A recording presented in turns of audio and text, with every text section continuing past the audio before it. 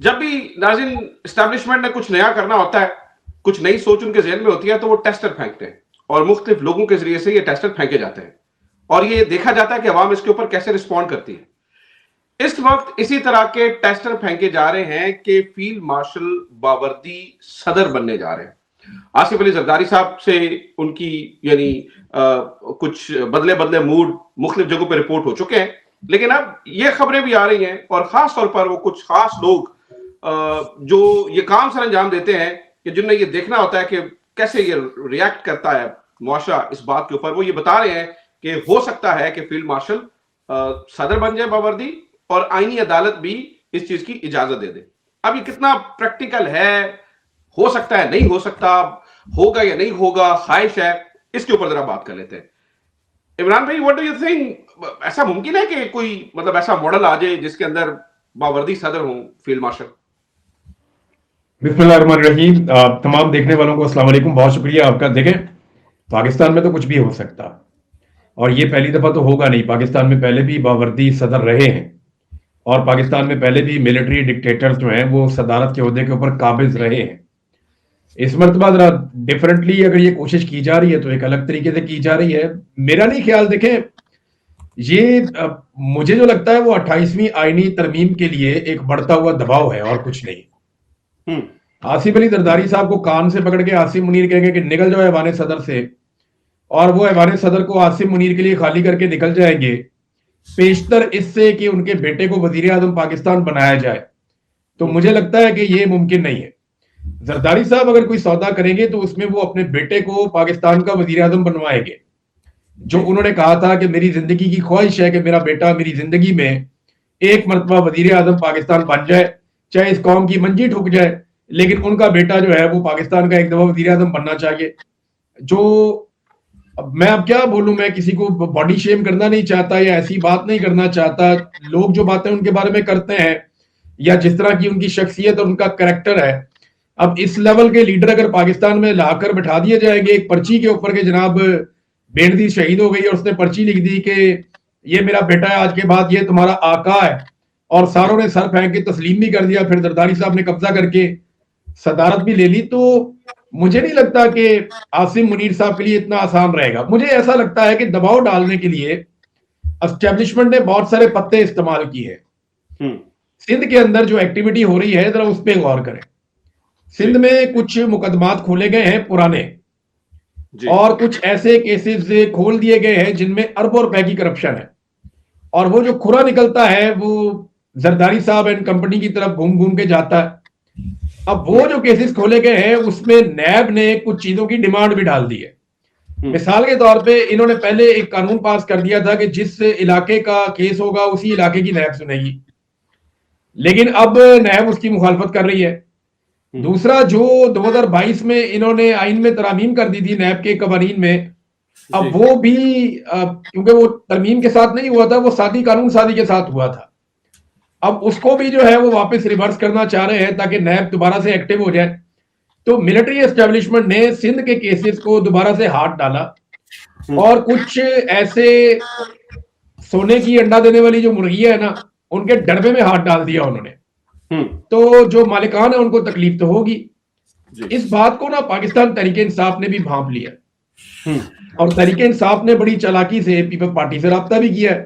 احتجاج میں دریا تو ہوتا نہیں ہے ان سے, تو انہوں نے کہا چلو سیاست ہی کرتے ہیں. انہوں نے پیپلز پارٹی سے رابطہ کیا ہے, تو ساتھ ہی وزیر اعظم بھی پہنچ گئے آصف علی زرداری سے ملنے کے لیے.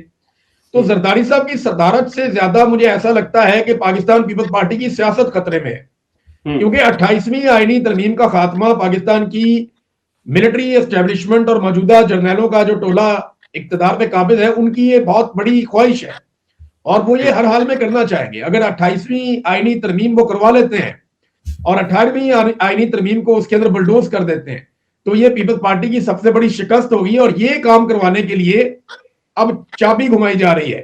آپ کو صرف ایک جملہ یاد دلاؤں گا, پھر آپ صابر بھائی سے پوچھیں. صابر بھائی, یاد ہے بلاول نے کہا تھا کہ اگر انہوں نے آئینی ترمیم کے لیے ووٹ دیا تو ٹھیک ہے, ورنہ پھر ہم یہ کام بروٹ میجورٹی کے ساتھ کریں گے. اب بلاول کو پہلی دفعہ پتا چلے گا اور اس کے ابا جی کو کہ بروٹ میجورٹی ہوتی کیا ہے. صحیح ہے. ایسے ہی ہے. اچھا صابر بھائی، یہ بات بڑی حد تک جو ہے نا وہ درست معلوم ہوتی ہے، کیونکہ پاکستان جیسے ملک میں یہ بات سچ ہے کہ کچھ بھی کیا جا سکتا ہے، لیکن یہ بڑا ایکسٹریم سٹیپ نہیں ہوگا کہ صدارت میں آپ سیدھا آ جائیں؟ جب ویسے ہی سارے کام چل رہے ہیں تو پھر صدر بننے کی کیا ضرورت ہے؟ اور یہ بھی باتیں آپ تک پہنچی ہوں گی کہ کچھ خبریں اس طرح سے آئی کہ شاید کوئی فون کال ریکارڈ ہوئی اور وہ پہنچی، کچھ اس طرح کی باتیں بھی مارکیٹ میں گردش کر رہی ہیں کہ شاید اس وجہ سے بھی تھوڑے کھچے کھچے مزاج ہیں. اچھا، عاصم منیر صاحب جو ہیں وہ آئے ہیں طویل دورانیے کے لیے. وہ چاہتے ہیں کہ وہ ایک لمبی اننگز کھیلیں، اور پچھلے سال جب انہوں نے فیلڈ مارشل کا عہدہ حاصل کیا اور اس کے بعد ہی بہت اچھی طرح اندازہ ہو گیا تھا کہ وہ ان کے عزائم جو ہیں وہ جنرل ایوب خان صاحب سے ملتے جلتے ہیں. اور پھر جو مذہبی لبادہ اوڑھا وہ جنرل ضیاء صاحب والا ہے، اور جو بروٹیلٹی ہے وہ جنرل یحییٰ والی ہے، اور جو نعرے جو ہے وہ جنرل مشرف والے والے ہیں. دہشت گردی کے خلاف جنگ، دہشت گردی دہشت گردی دہشت گردی کا خاتمہ، یہ جنرل پرویز مشرف والے ہیں. تو جنرل عاصم منیر صاحب کو انہوں نے اپنے جو پیش رو چاروں جنرل ڈکٹیٹرز جو تھے ان کو اسٹڈی کیا، ان کی فائلیں اور وہ ساری اپنے سامنے رکھیں، ان کا لائف سٹائل، ان کا حکومت پہ کنٹرول کرنے کا جو تھا اسٹریٹجی، اس کو اڈاپٹ کیا. اب اس پہ وہ عمل پیرا ہے، اور وہ 4-in-1 ہے. ایک تو آیا تھا نا، ایک ڈیپ فریزر اور فریج آیا تھا ویوز کا، 2-in-1، پھر 3-in-1 آیا، وہ 4-in-1 ہے. اور وہ اس وقت اس طرح کے کام کرنا چاہتے ہیں، number 1. Number 2،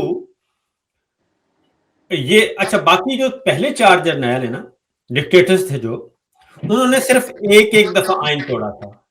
general Ayub Khan نے ایک دفعہ توڑا اور آئین کو فارغ کر دیا. جنرل ضیاء نے بھی ایک دفعہ آئین کو معطل کر دیا، اس کے بعد ماشاء اللہ کے تحت اپنا نظام چلایا. یحییٰ خان نے بھی یہی کیا. پرویز مشرف صاحب نے 2 دفعہ توڑا، ایک 12 اکتوبر 1999 کو اور 3 نومبر 2007 کو. تو وہ دوسری دفعہ جو توڑا اس میں وہ پھنس گئے. جنرل عاصم منیر صاحب جو ہیں وہ ہر روز ہر مہینے آئین توڑ رہے ہیں، ہر مہینے. پہلے کیونکہ انہوں نے مارشل لا نہیں لگایا، اگر وہ مارشل لا لگا دیتے تو بہت بہتر رہتے. اور ایک معاملہ ہوتا، انہوں نے مارشل لا لگانے کے بجائے وہ پہلے دن سے، پہلی بات ہے کہ وہ آفٹر ریٹائرمنٹ ان کی اپوائنٹمنٹ ہوئی پہلی، دوسری اپوائنٹمنٹ بھی ان کی آفٹر ریٹائرمنٹ ہوئی، اور پھر دوسرا یہ کہ 26ویں غیر آئینی ترمیم، 27ویں غیر آئینی ترمیم، اور یہ دونوں ترامیم کس نے کروائیں؟ وہ اس پارلیمان سے جو کہ پارلیمان ہے نہیں. 8 فروری کا الیکشن چوری کیا اور اس کو انڈورس کیا گیا ان عدالتوں سے جو ایک جعلی نظام بنایا، اور جعلی نظام بنا کے سپریم کورٹ کو بھی ختم کر دیا. پہلے غیر آئینی بینچ بنایا، پھر غیر آئینی عدالت، وفاقی عدالت کھڑی کر دی. تو پھر ایک اور کام کیا انہوں نے، یہ پہلی دفعہ ہے کہ آپ وزیر اعظم کو ہٹانا ہے تو سمپل میجورٹی، اور اسپیکر کو ہٹانا ہے سمپل میجورٹی، چیئرمین سینٹ کو ہٹانا ہے سمپل میجورٹی، آڈیٹر جنرل کو ہٹانا ہے سپریم جوڈیشل کونسل، کسی جج کو ہٹانا ہے سپریم جوڈیشل کونسل. اب یہ ہیں گورنمنٹ سرونٹ، کہتے ہیں مجھے ہٹانا ہے تو 2/3 اکثریت چاہیے. تو یہ وہ اندر کے ان کے عزائم.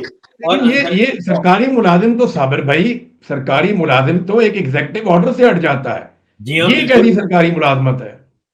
تو یہی وہ چیز ہے. آرمی چیف کا عہدہ کوئی آئینی عہدہ تو نہیں ہے، بالکل نہیں ہے، بالکل نہیں ہے. وہ ایک یہ تو ایک ایگزیکٹو اتھارٹی، ایک ایگزیکٹو آرڈر سے ہٹ جاتا ہے. آرمی چیف تو سرکاری آفیسر ہے.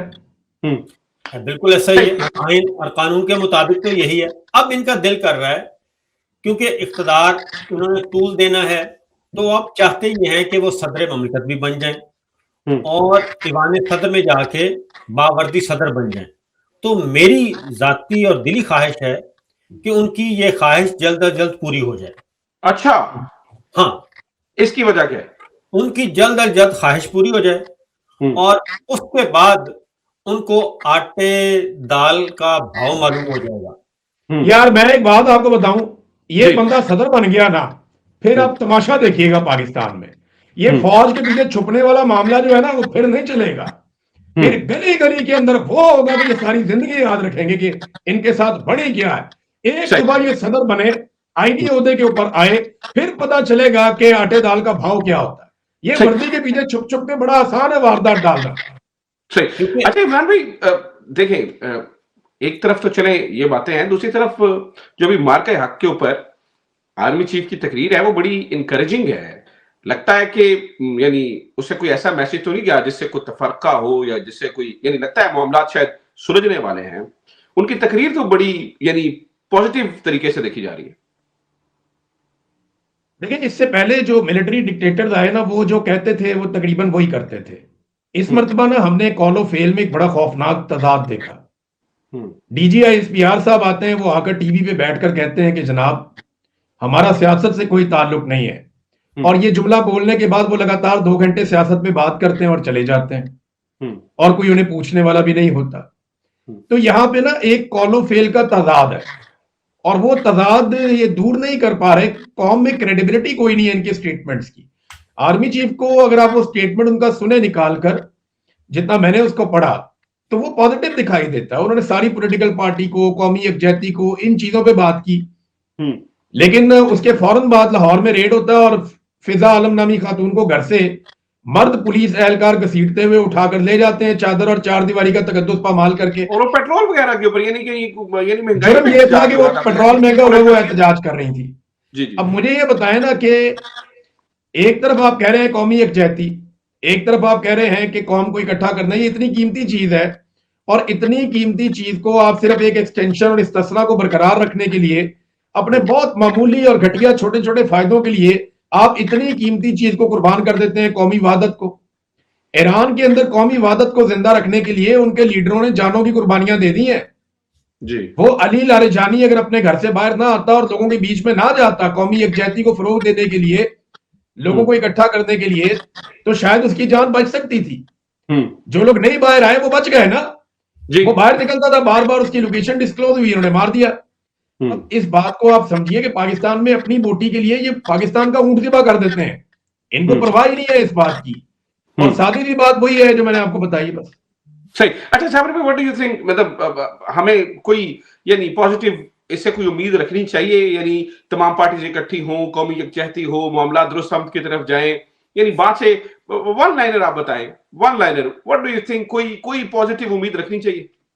کل ہم بات کر رہے تھے میں اور عمران بھائی، اور عمران بھائی نے کہا کہ اس پہ ہم پروگرام میں بات کریں گے۔ جی۔ وہ یہ کہ عمران خان اس وقت جو ہے وہ جس میں میں نے گھوڑے والی مثال بھی دی تھی، مجھے یاد ہے۔ ہاں جی، وہ سیاستدانوں کی طرف سے کفارہ ادا کر رہے ہیں، سارے سیاستدانوں کے گناہوں کا کفارہ وہ اندر بیٹھ کے جیل میں ادا کر رہے ہیں۔